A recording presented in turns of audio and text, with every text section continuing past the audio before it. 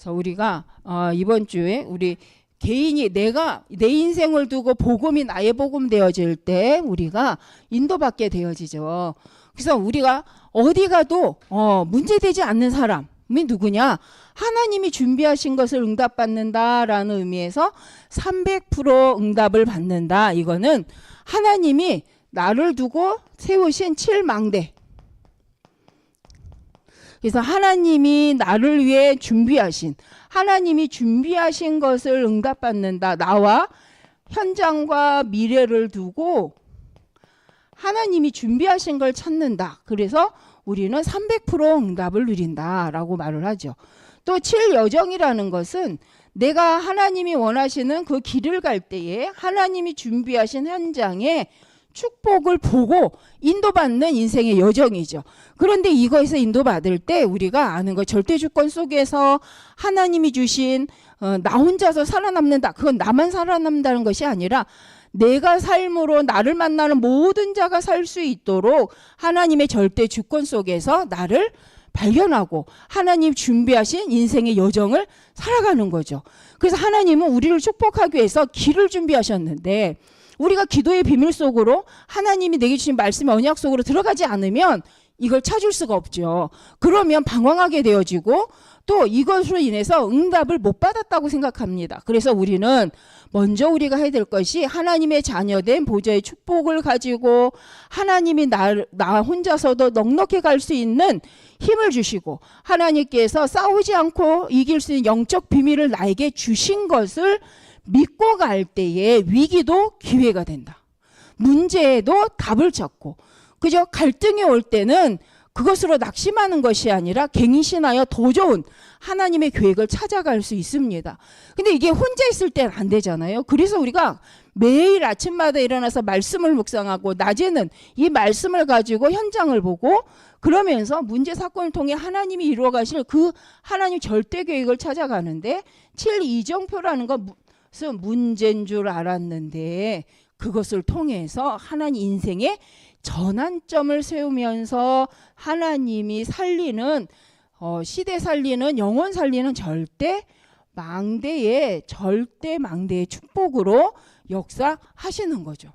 그래서 우리가 하나님 앞에서 이유 있는 하나님의 자녀로서의 창세기 1장 27절 28절의 신분 권세를 가진 하나님의 자녀에게 하나님은 하나님 준비하신 길로 인도하시는 줄 믿습니다. 그래서 우리가 낙심하지 말 것은 반드시 과정이다. 하나님이 절대 계획, 생명을 살리는 과정 속에 하나님은 인도하고 계십니다. 그래서 먼저 우리가 캠프할 때도 5가지 속에 가장 중요한 게 합숙이잖아요.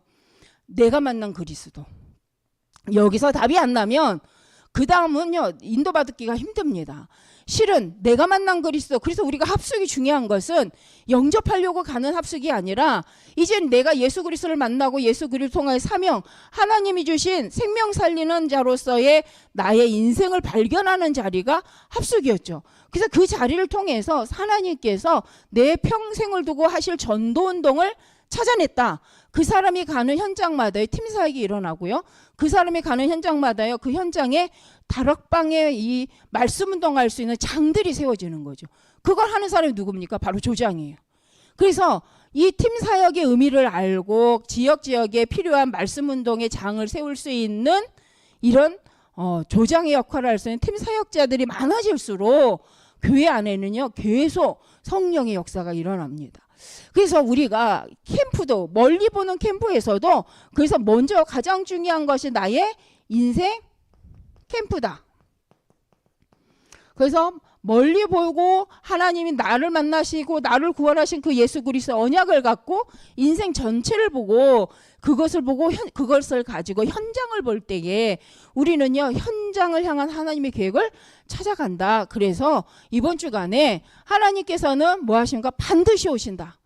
하나님은 반드시 이 땅의 심판주로 예수 그리스도께서 심판주로 통치자로 오시는데 그러기 때문에 우리가 낙심할 것이 없고 시대를 바라보고 하나님이 행하시는 일을 두고 전도와 선교에 우리가 집중해야 될 것을 말씀하시는 거죠. 그래서 우리가 오늘 본론에서 봐야 될 것이 뭐냐? 우리는 이미 예수 그리스도의 권세를 받은 하나님의 증인이죠. 그 말은 하나님이 우리에게 증거를 주셨다는 거죠. 그래서 사도행전 1장 8절에 오직 성령이 너희에게 임하시면 너희가 권능을 받고 예루살렘과 온 유대와 사마리아 땅 끝까지 내 증인이 되리라. 그래서 이 말씀을 붙잡는 자가요 성령의 인도를 받게 되어집니다. 그래서 성경의 증거가 렘넌트 7명 우리는 알잖아요. 그 요셉 그리고 모세 그죠? 하나님께서 엘리사 하나님 세우신 이들이 사무엘 이런 사람들이 다윗 이런 7명의 렘넌트의 특징이 뭐였냐라고 봤더니 이들은 아무것도 없는 그죠? 그들의 특징은 노바디인데 아무것도 없는 곳에서 아무도 도와주지 않는데 거기에서 승리한 거죠. 무엇으로요? 기도와 하나님과 함께하는 비밀을 가지고 하나님 주신 언약 속에서 승리한 자다. 또 아무것도 없는 현장, 나띵의 현장에서 뭐 했냐? 여기서도 그들은 승리를 했다. 그들은 하나님 이곳에서도 하나님이 주신 힘을 가지고 하나님이 준비하신 것을 찾아 누릴 만큼 영적인 힘을 누린 것이 이들의 특징입니다. 그래서 우리가 성경의 렘넌트 7명을 통해서 알 수 있는 것은 없기 때문에 망하는 것이 아니라 도리어 그걸 통해서 세상이 말하는 것이 없는 것 때문에 도리어 거기서부터 하나님의 것으로 시작할 수 있는 거죠. 그래서 하나님의 방법으로 가는 거죠. 그래서 우리는 사도행전 1장 3절 그래서 초대교회가 어떻게 했냐 초대교회의 시작은 바로 하나님의 약속을 붙잡고 사도행전 1장 3절 하나님의 나라가 임하는 것을 두고 기도했죠. 그래서 40일 동안 하나님 주신 약속 예수님이 주신 약속의 말씀을 붙잡고 이 말씀 하나님의 나라의 일이 뭡니까? 바로 마태복음 28장 16절에서 20절이죠. 모든 민족에게 이 복음이 증거되는 일과 모든 족속에 가서 이 복음 예수 그리스도 이름을 치유하는 것과 그죠? 이 일을 두고 하나님 주신 지상 명령을 놓고 기도하는 시간을 가졌다. 그래서 하나님이 주신 하나님의 나라를 두고 오로지 기도 속으로 들어갔을 때 하나님의 성령이 임하시고 그 성령이 임할 때에 비로소 사도행전 2장 42절에서 예배 사도의 가르침을 받아라는 것은 예배를 통하여서 말씀의 흐름을 따라 하나님 주신 힘을 얻는 비밀을 누렸던 거죠. 그래서 우리가 성령의 역사는 언약을 붙잡고 기도하면요 반드시 예배가 소중합니다. 그리고 예배가 소중하다고 느끼는 사람은요 교회가 소중해집니다. 그래서 예배가 소중하고 교회가 소중한 이 교회관을 가진 사람들이 어디에 가서나 교회 세우는 증인이 되고요. 생명운동하는 기본의 메시지를요 흐트리지 않습니다. 그래서 우리가 성경을 중심으로 성경적인 전도운동을 두고 하나님이 주시는 예배 하나님이 말씀하시는 그 말씀의 흐름을 따라가는 사람은요 반드시 성령 인도를 받게 되어져 있습니다. 사단이 아무리 혼미케 해도요 기준이 바른 사람은요 흐트러지지 않고요 교회관이 흐트러지지 않습니다. 근데 왜 교회관이 흐트러지냐? 시작이 잘못된 거잖아요. 그래서 우리는 말씀이 하나님이 주신 생명의 근원 창세기 1장 27절 창세기 1장 1절 태초에 하나님 천지를 창조하신 그 시작을 가지고 하나님이 모든 인류를 창조하셔서 하나님의 백성으로 삼으신 그 언약의 말씀을 따라 우리가 인도받을 때요 우리는 최고 하나님과 임만하는 방법이 바로 예배입니다. 우리가 전도 많이 해가지고요 할 것이 뭡니까? 예배입니다. 아니라면 그건 교회가 아니죠. 하나님 앞에 예배하고 하나님의 말씀을 듣고 하나님의 말씀으로 인하여 즐거워하고 하나님을 찬양하며 즐거워하는 그 예배 속에 치유가 일어납니다. 실은요 교회 다니면서 특별히 다른 거 안 해도 예배 속에 찬양하고 힘을 얻잖아요. 영적 치유, 실은요 마음 치유, 실은 육신 치유 다 일어나요. 그것을 특별히 해야 되는 것이 아니라 정말 언약 붙잡고 말씀 속으로 들어가 오로지 기도 속에서 하나님의 응답을 누리는 자는요 치유받게 되어집니다. 물론 성경의 증거도 나오죠. 그런데 저도 그랬던 것 같아요. 저도 특별히 막 신유 은사를 받은 것도 아니고 특별히 신유 은사 받은 분한테 가서 기도한 것도 아니에요. 그런데 제 육신의 질병 문제, 아니면 제 마음의 문제, 그게요 예배 속에서 치유되고 복음 들을 때마다 치유가 일어나는 거예요.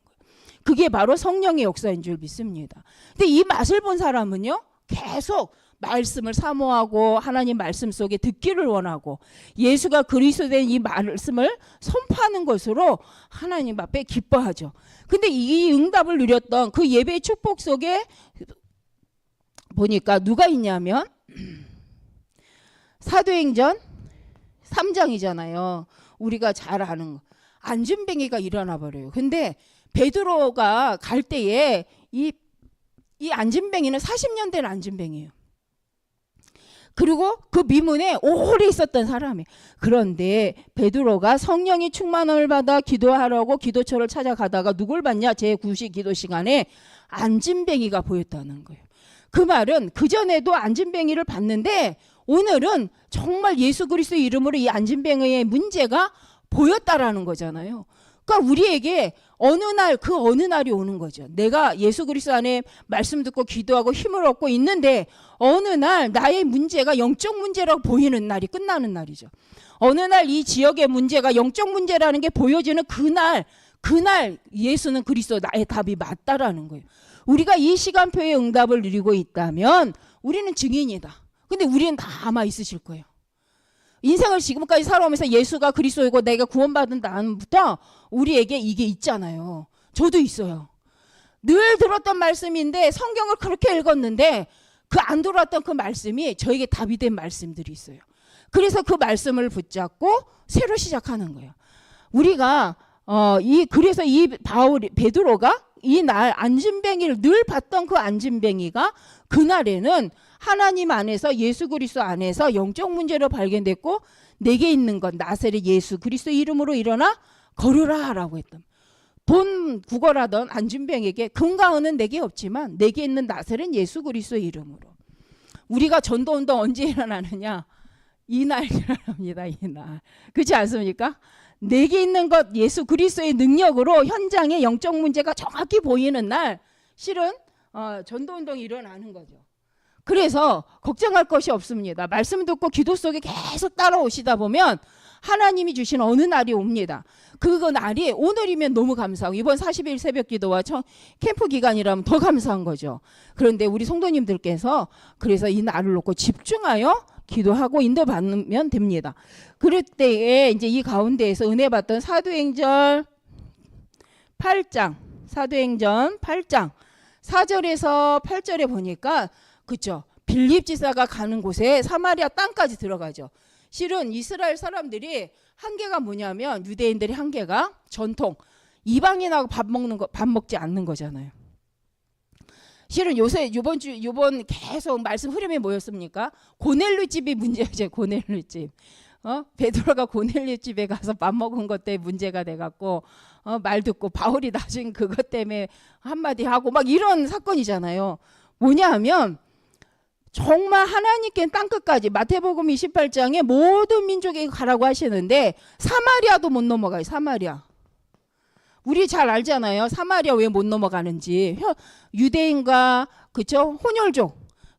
전통 유대인족이 아니에요. 유대인하고 다른 나라 사람하고 혼혈족이 돼서 망한 나라다 그래갖고 유대인은 사마리아를 쳐다도 안 보는데 빌립 집사는 그 사마리아에 가서 복음을 전하는 거죠. 그 사마리아 땅에 가서 영적 문제를 치유하는 거죠. 예수님도 가셨죠. 예수님도 사마리아 가시잖아요. 근데 누구는 안 가요? 예수를 믿는다 하면서 복음 증거하려고 하는 우리 초대교회 사도들이 거길 못 가는 거예요. 그러니까 이게 한계가 되어져서 하나님께서 부른 인물이 바로 바울이잖아요. 하나님 때문이라면 어디든 갈 수 있는 사람. 하나님을 모독하는 걸 견디지 못해서 예수가 그리스도가 아닌데 그 예수를 그리스도로 말하는 사람들을 잡으러 다메섹까지 가는 이 바울의 이 열정. 근데 여기에서 다메섹에서 예수 그리스도를 만나고 나서부터는요 이제 예수 그리스도의 생을 거는 이제 삶을 사는 거죠. 그래서 바울은 문제되지 않는 거예요. 하나님의 말씀이 맞으면 뛰는 사람이 누구다? 바울이라는 거. 다만 예수를 그리스도로 발견하지 못했던 시절이 있었던 거죠. 그러나 그걸 아시고 하나님이 사도행전 9장에 이 사울을 바울로 바꾸시는 이 시간표가 있었습니다. 그래서 우리도 하나님을 사랑하는 자는요, 걱정할 게 없어요. 우리가요, 부족해서 몰라서 그랬다? 하나님은 깨닫게 하시고 바꾸십니다. 하나님은 친히 오셔서 우리를 깨닫게 하십니다. 그래서 저는 방언을 사모한 적은 없거든요. 방언을 사모해서 방언을 달라고 간 적은 없어요. 그 할렐루야 오살리 기도원인가? 하여튼 어떤 이제 기도원을 갔는데 거기서는 방언 기도 가르쳐 준다는 거예요. 방언 기도 받을 생각은 없었는데, 그래서 새로운 사람들은 거기 이렇게 따로 모이더라고요. 따로 모이더라고 해서 이제 갔는데 거기서 이제 방언에 대해 설명을 하더라고요. 방언에 대해 설명하면서 이제 따라하라 그랬어요. 이건 제가 직접 본 거니까 따라하라 그러더라고요. 그래서 뭘 따라하냐? 코카콜라를 따라하라 그랬어요. 그래서 제가 뭐 하는 건가 그래 쳐다봤는데, 근데 경치는 좋아요. 산이니까 이렇게 비탈 이렇게 해서 딱 앉을 수 있게 산을 이렇게 딱 시멘트도 아니에요. 딱 해놨어. 그래서 이렇게 쭉 앉아가지고 바깥에 산에서 언덕에서, 자, 여러분이 이제 기도를 하고 방언을 받고 싶으시면 따라하라는 거예요. 그리고 계속해서 코카콜라를 눈 감고 계속 하라는 거예요. 그래서 제가 그날 여기가 이상한 데구나 그때 알았어요. 여기가 이상한 데구나. 그러고서는 한참 쳐다봤어요. 그랬더니 사람들이 그 방언이 받고 싶어 그걸 따라 하더라고. 그래서 제가 그 말로만 듣던 데가 여긴가 보다. 그러고는 그 뒤로는 안 갔어요. 그 뒤로는. 근데 왜냐하면 제가 이 얘기를 왜냐하면 사모하는 마음이 너무 뜨겁긴 한데 성경적이지 않다. 근데 성경 뭐라고 말합니까? 방언하려면 예언도 해야 된대요. 그래서 네가 무슨 말을 하는지 알고 기도하래요. 그리고 그것이 교회에 유익이 되어야 된다고 하셨어요. 그래서 통변의 은사가 없으면 하지 말아라. 사람들 앞에서 하지 말고 골방에 들어 네 혼자. 그래도 네가 통변의 은사가 없다면 절제하라고 되어 있어요. 근데 제가 그러고 나서 이제 기도원을 잘 안 가게 됐는데, 본교회에서 제가 다니던 교회에서 이제 기도원을 가서 이제 금요일마다 철야 기도를 하는데 거기서 방언이 터졌어요. 제가. 근데 그때 막 방언 달라고 방언된 게 아니라 대학교 떨어지고 낙심해갖고 입이 쭉 나와 있는 그때 기도도 안 되고 찬송도 안 되는데 습관적으로 저는 습관적으로 하지 말라 했는데 습관적으로 교회를 간 거예요. 왜? 교회 안 가면 더 이상하거든. 근데 교회 가도 열받아 있으는 거예요. 왜 날 떨어뜨렸어요 이러고. 그런데 그래도 교회를 간 거예요. 그래서 갔는데 또 기도원 가서 기도하자 하셔갖고 목사님 다 데리고 이제 가셨어요. 기도가 돼야 말이죠. 그래서 혼자 나가서 이제 저쪽 가서 기도하다가 이제 다시 이제 우리 교회 모임에 이제 들어가서 기도를 하는데, 딱 들어가니까 목사님이 이제 찬양 막 하시고 이제 개인 기도하라고 등 돌리고 벽 보고 개인 기도하라고 딱 하신 거예요. 뚱 둥그렇게 앉아서 다 벽 보고 기도하니까 저도 벽을 쳐다보고 이제 기도를 한 거예요. 하나님 하면서 근데 그때 방언이 시작되기 시작했어요. 저는 기쁘지 않았어요. 왜? 막 하나님이 불평하고 있을 때거든요. 불평하면서 저는 교회 갔고 갈 데가 없어. 이 심령을 갖고 갈 데가 없으니까 교회를 간 거예요. 누구한테 뭐라고 말은 안 하지만 혼자 하나님하고 막. 근데 그때 막 이 방언이 나오는데 처음 해보는 거라 너무 무서워서 제가 하나님 잘못했어요 했어요. 왜냐하면 하도 불평을 많이 해갖고 방언을 하니까 이게 사단이 주는 방언 같은 거예요. 그래서 들은 말은 있어서 하나님 내가 잘못했으니까 이제 내가 다시는 안 그럴 테니까 요거 혀 꼬부라지는 소리 좀 안 하게 해달라고. 혼자 앉아서 막 사람들 다 기도하니 통성하니까 안 들리잖아요. 그래서 저도 하나님한테 계속 기도했어요. 근데 이게 회복이 안 되는 거예요. 그래서 그날 이거 어떡하지? 혼자 겁이 나가지고 이거 어떡하지 하다가 나중에는 하나님이 주신 방언이라면 나도 이 말이 뭔 말인지 알아는 듣고 해야 되지 않겠습니까? 그러면 나에게 이해가 되게 해달라고. 그리고 하나님 주신 게 아니면 걷어가게 해주세요. 이제 다시 제가 하나님한테 그렇게 불평 안 할게요. 이러고 기도했는데 결국은 이 방언이 안 사라지고 계속 있는 거예요. 근데 제가 그때 체험한 것이 새벽 기도를 가면 방언 기도를 하니까 너무 좋아요. 상한 심령이 회복이 일어나는데, 그 방언 기도를 하는 동안은요, 하나님께서 위로하시고 힘주시고, 그래서 제가 조심한 건 딱 이거 있어요. 내가 말하는 말이 무슨 말인지 나는 알아야 되니까 제 속에서 방언을 따라가는 것이 아니라 내가 하는 말씀, 기도를 이 방언이 따라오도록 그 훈련을 계속했어요. 근데 감사한 건 한 달 정도 그렇게 방언을 하게 하시다가 이제 마음의 위로를 받고, 아 그래, 하나님 살아계시고 나를 알고 계시는구나, 하나님의 계획이 있어. 그러면서 이 말씀으로 이제 힘을 얻기 시작하면서요, 조절 안 되던 방언이 조절되기 시작했어요. 그래서 하고 싶으면 하고 하기 싫으면 안 할 수 있는 상태까지. 그러고 나면서 이제 제가 기억에는 그때 우리 교회 목사님께서 말씀을 주셨겠죠. 아마 우리 교회에 우리 어떤 청년이 어떤 이유인지는 모르지만 예배가 끝난 이후에 1시간씩 혼자 앉아서 방언 기도를 하고 간다. 그것도 한 달 내내 그러고 있다. 모를 수가 없잖아요, 교회에서. 지금 생각하니까 모를 수가 없잖아요. 그러니 우리 그때 목사님은 저한테 아무 말씀 안 하셨어요.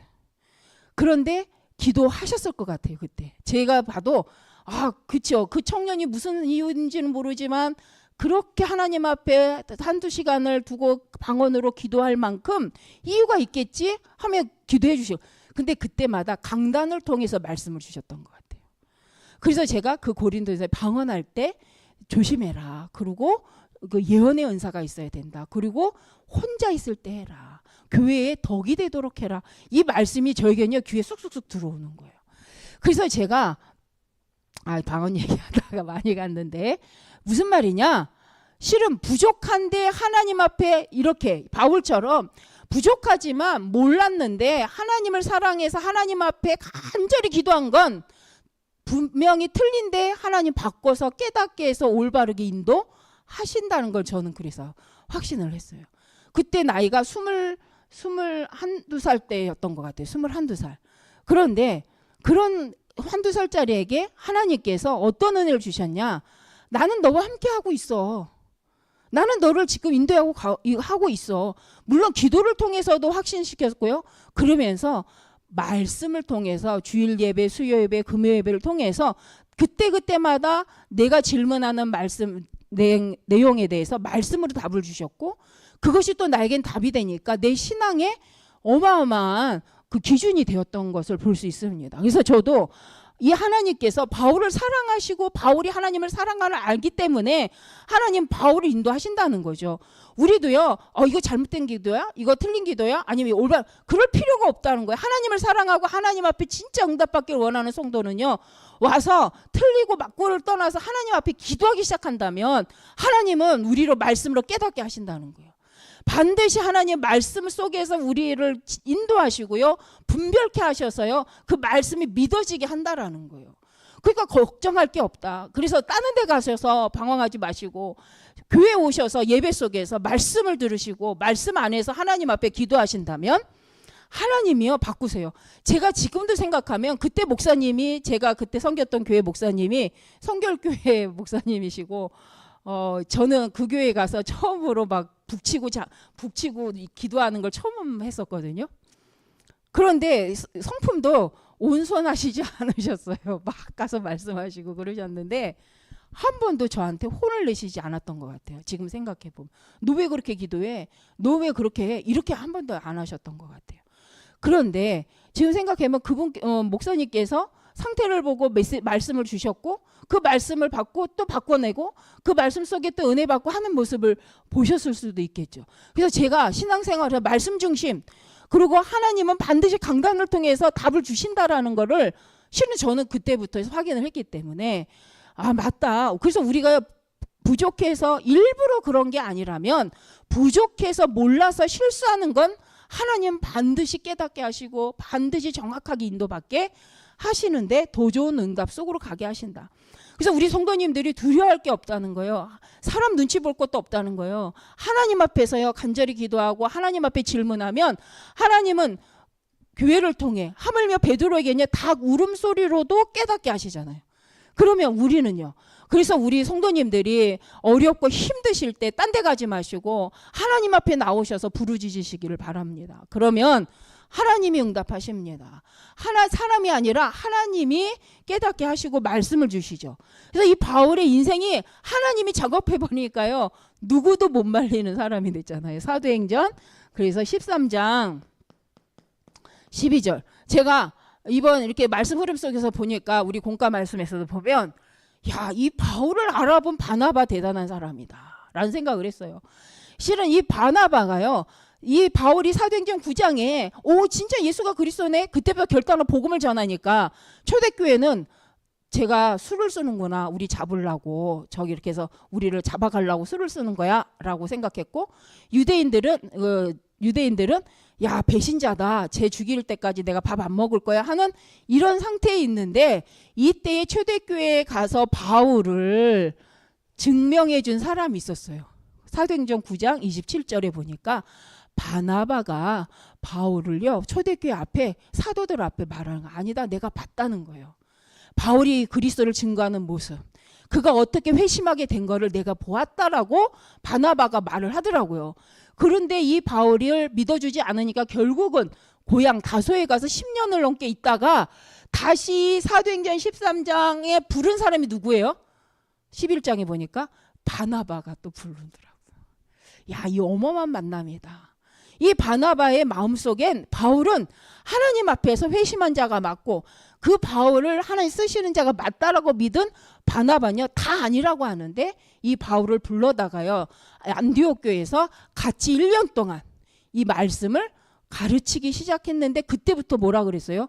그리스도인이라 칭함을 받았다. 그게 사도행전 11장이잖아. 25절, 26절. 그 역사 속에 이제 사도행전 13장 뭐가 일어나느냐? 이 팀, 기도 팀이 일어나서 성령 인도 받기 위해서 금식하며 선교를 두고 기도했다라는 거예요. 우리가요, 바울도 너무 소중한데 바나바 같은 사람 너무 소중하다는 생각을 했어요, 제가. 그래서 한 달, 지금 뭐 저번 달부터 해서 바울의 여정을 계속 말씀이 나오는데, 2부 말씀에도 나오는데, 와, 이런 바울이 있기 위해서 아나니아 같은 제자도 필요하고 바나바 같은 제자도 하나님이 사용하셨구나. 그래서 정말 우리가 바울과 같은 제자일 뿐만 아니라 복음을 위해서 바울과 같은 사람을 뭐 할 수 있는, 믿어주고, 그냥 믿는 게 아니잖아요. 인간성으로 믿는 게 아니라 정말 하나님을 사랑하고 복음을 사랑하는 따라는 것을 보고 함께 갈 수 있는 바나바 같은 그런 일꾼이 교회 안에 많다면, 안 많아도 한 명만 있어도 이 역사가 일어나겠다라는 생각이, 제가 이렇게 한 달 반 동안 이렇게 말씀 묵상 들었습니다. 그래서 성경에서 우리가 한번 생각해 봐야 되는 거죠. 반드시 하나님은 역사하신다. 사울처럼 잘못 생각했는데 하나님이 자기 복음 갖고 자기 마음대로 생각했던 걸 하나님 바꾸셔서 오직 복음 속으로 들어갈 수 있게 하셨잖아요. 그래서 그랬기 때문에 사도행전 16장 6절, 그죠? 어떤 문제가 와도 바울은 문제가 안 되는 거죠. 그래서 바울은 끝까지 하나님의 나라를 위해서 기준이 바뀌지 않는 모습. 그리고 사도행전 17장 1절에 9절 데살로니가에서도 이 복음운동을 지속하는데, 회당에 들어가서 18장이잖아요.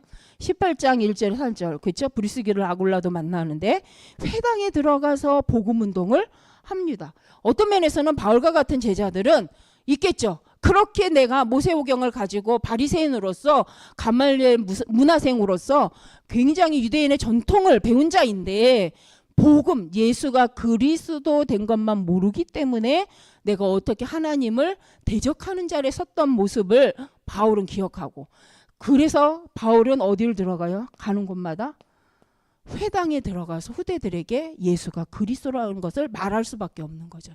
그래서 이게 규례가 됐다. 바울은 그래서 어디를 가든지 회당을 찾아가는 거죠. 기도처를 찾아가는 거죠. 그래서 거기 가서 복음을 전하고 하나님의 후대들을 세우기 위해서 말씀운동을 일으켰던 것을 볼 수가 있습니다. 그렇다면 우리도 생각해 볼 수 있습니다. 우리도 내가 걸어온 인생을 두고요, 내가 예수를 그리스도로 만난 그 자리가 있습니다. 내가 왜 예수를 그리스도로 만나지 못했는가를 발견하는 그날, 우리는 그것이 창피한 것이 아니라 바로 그것이 우리의 전도의 문이 되어줍니다. 그래, 내 인생을 이렇게 살아왔을 때 예수 그리스도를 만나지 못했더니 내가 이렇게 살았고 이렇게 생각했는데 예수를 그리스도로 만나고 보니 내 인생이 이렇게 바뀌고 내 생각이 이렇게 바뀌었구나 라고 답을 얻은 사람은요, 그 현장에서는요 증인이에요, 증인. 그래서 창피한 게 아니라 내 복음 없는 내 인생에 너 나랑 똑같은 인생을 만나면요, 너도 예수 그리스도 만나면 바뀔 수 있다라고 말하는 증인이 되는 거죠. 열심히 하면 바뀌는 게 아니고 너도 너의 인생에 예수를 그리스도로 만나면 바뀔 수 있어라고 말하는 증인이 되는 거죠. 어떤 면에서 바울은 그 증인이잖아요.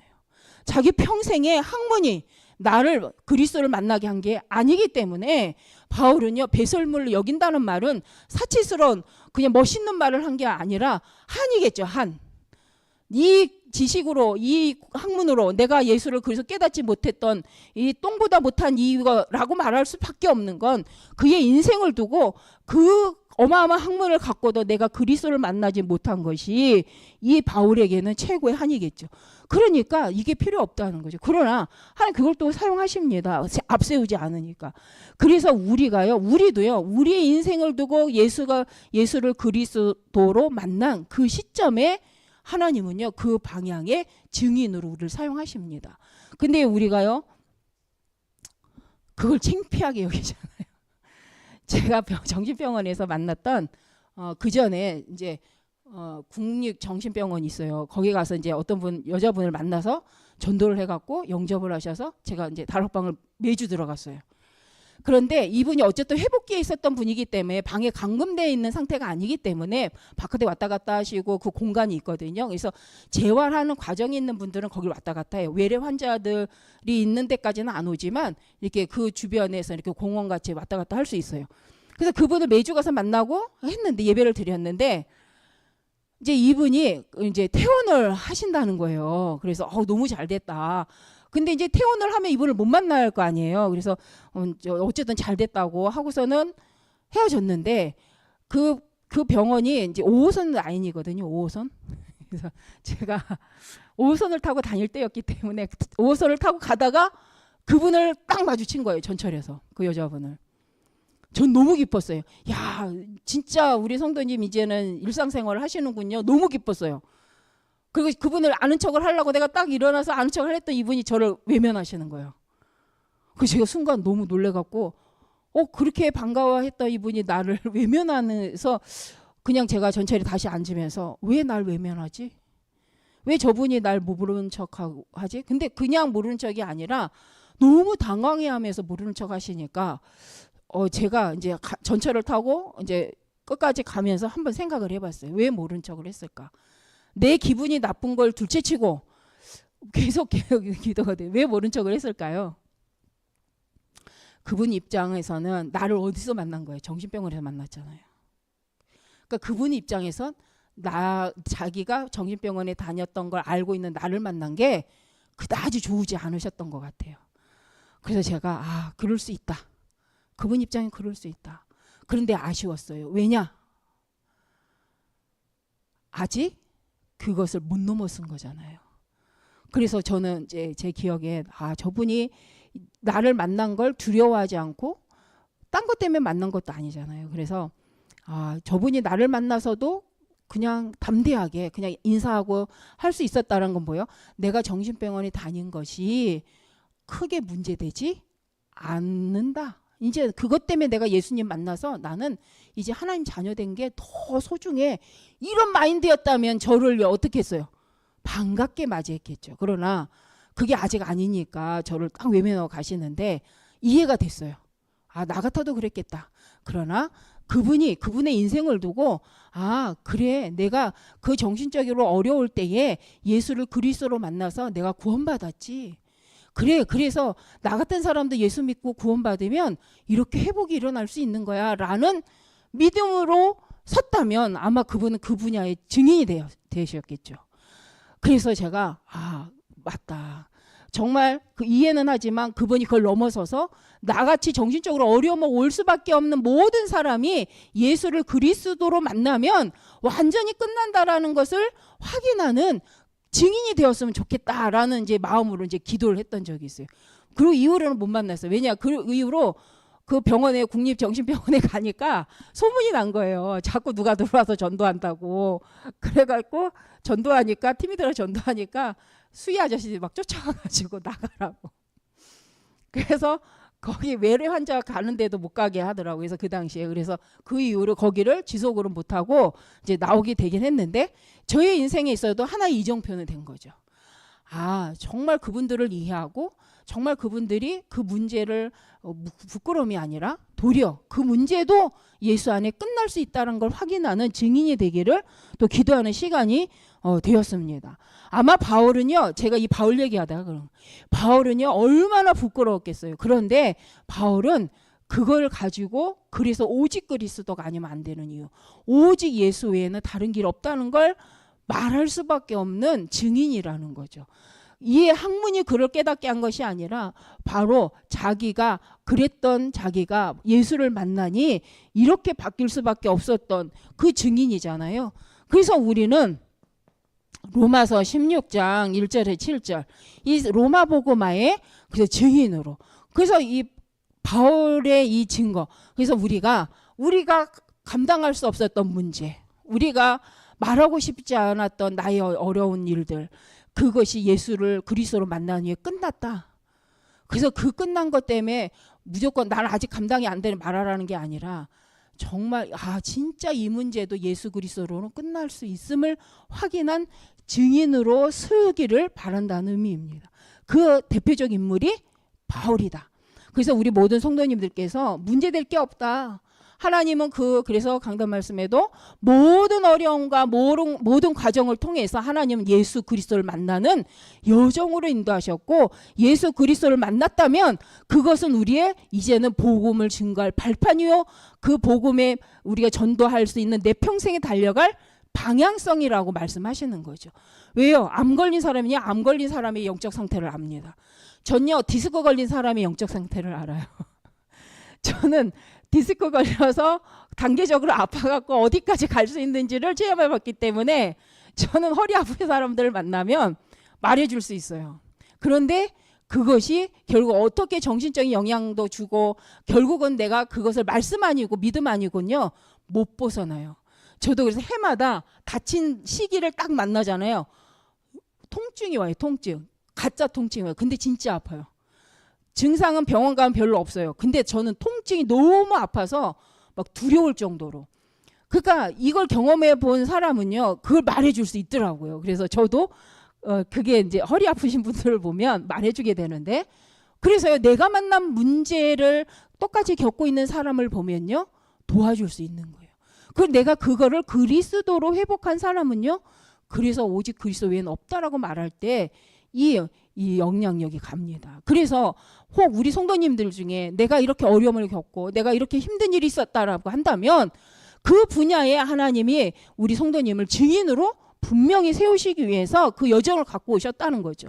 그래서 하나님 앞에서 복음으로 바꿔내고 힘을 얻는다면 주인 대신 우리의 주인 대신 예수 그리스도께서 우리의 인생을 두고 그 어려운 문제를 겪는 자들을 살리는 전도자로 세워가실 줄 믿습니다. 그래서 모든 비밀의 주인은 누구시냐? 오직 예수 그리스도. 그래서 절대 주권 속에서 하나님이 나를 위해 여기까지 인도하셨고 앞으로도 인도하실 거기 때문에 우리는 24, 25 하나님께 집중하며 하나님의 힘을 얻으면 하나님이요 영원한 응답 속으로 우리 인도에 가고 계심을 확인하게 될 줄 믿습니다. 이럴 때 현장마다 뭐가 생기냐? 보호자의 시스템이 생긴다. 결국 누가 시스템입니까? 예수를 그리스도로 만나서 나의 영적 문제를 나의 어려움을 한계를 뛰어넘어 본 사람이요 증인입니다. 그잖아요. 우리가 교회 나오니까 문제가 끝났습니까? 아니죠. 예수님 믿으니까 끝났죠. 무속인들이요 교회 왔다가요 그 문제 못 끝내고 간 이유가 있어요. 만나보시면 알잖아요. 교회 와서 말씀 못 들어서요 자기 영적 문제 못 끝내고 갔어요. 그래놓고 하는 말이 뭐라 그럽니까? 무속인지 가보세요. 다 그래요. 나도 교회 가봤어. 나도 해봤어. 나도 기도는 열심히 해요. 뭐 없이요? 언약 없이. 그래서 우리는 언약 붙잡고 일곱 망대, 일곱 여정, 일곱 이정표라는 언약 붙잡고 기도 속으로 그래서 들어가야 돼요. 예수님이 다 끝내놓으신 그 언약을 붙잡고 기도 속으로 들어가야 됩니다. 그게 치유가 일어나는 시작이에요. 그래서 저도 왜 교회까지 왔는데 무속인들이 결국 제 길로 갔을까? 한 가지밖에 없어요. 교회 와서 말씀 안 듣고 언약 안 붙잡고 예수를 그리스도로 믿지 못했기 때문에 그런 거예요. 그래서 우리는 두려워할 것도 없습니다. 우린 다 예수를 그리스도로 믿는 하나님의 자녀들이잖아요. 그래서 그것으로만으로도 흑암이 완벽하게 꺾인다.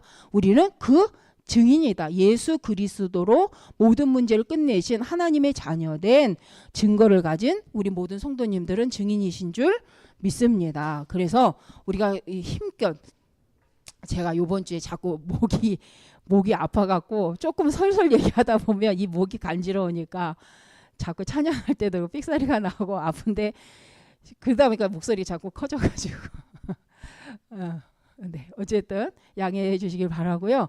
그래서 우리 모든 성도님들이 혹시 내가 남에게 말할 수 없을 정도로 어려움이 있다, 내가 내 입으로 말할 수 없을 만큼 내가 힘들다, 이번 주 말씀을 붙잡으시고 승리하시길 바랍니다. 우리의 끝은 멸망이 아니요 하나님 주시는 회복인 줄 믿습니다. 하나님 지금 증인으로 세워가시는 여정 속에 있는 줄 믿습니다. 바울과 같이 그 문제를 발판 삼아 하나님 나라 일에, 세계복음화 하는 일에 제한받지 않는 증인으로 세우시는 그 여정인 줄 믿습니다. 그래서 모두 말씀 속에 승리하시고 언약을 붙잡으셔서 하나님이 준비하신 축복을 누리시는 우리 모든 성도님들 되어지시기를 바랍니다. 기도하겠습니다. 우리 합심해서 오늘 말씀 붙잡고 또 나와 정말 우리 모든 성도님들이 정말 바울과 같이 나의 어려움이 도리어 하나님의 은혜를 누리고 하나님 전도 선교 사명의 방향이 되어지게 하옵소서.